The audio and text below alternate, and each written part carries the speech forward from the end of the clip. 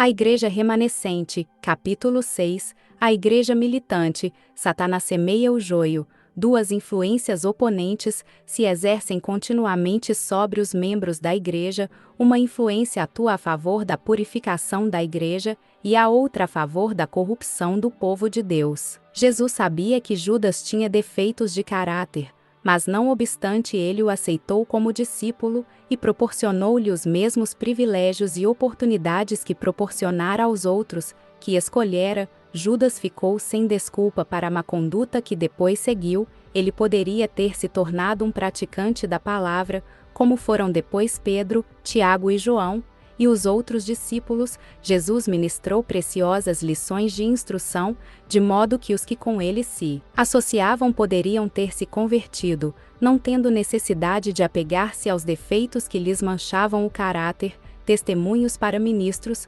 Pags 41-47. A Igreja Militante. Algumas pessoas parecem pensar que ao entrar na Igreja ser-lhes-ão cumpridas as expectativas, e só encontrarão os que são puros e perfeitos, são zelosas na fé, e ao verem faltas nos membros da Igreja, dizem: abandonamos o mundo para não nos associarmos com pessoas de mau caráter. Mas aqui também está o mal, e perguntam, como os servos da parábola, porque tem, então joio. Mat. 13:27. Mas não precisamos ficar assim desapontados, pois o Senhor não nos autorizou a chegar à conclusão de que a Igreja é perfeita, e todo o nosso zelo não terá êxito em tornar a Igreja militante, tão pura como a Igreja triunfante. O Senhor nos proíbe proceder de qualquer maneira violenta contra aqueles que julgamos estarem em erro, e não devemos espalhar excomunhões e denúncias contra os que estão em falta.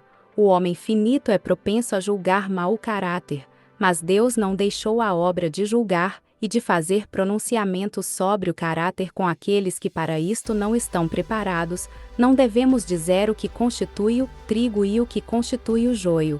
O tempo da colheita determinará completamente o caráter das duas classes especificadas, sob a figura de joio e de trigo.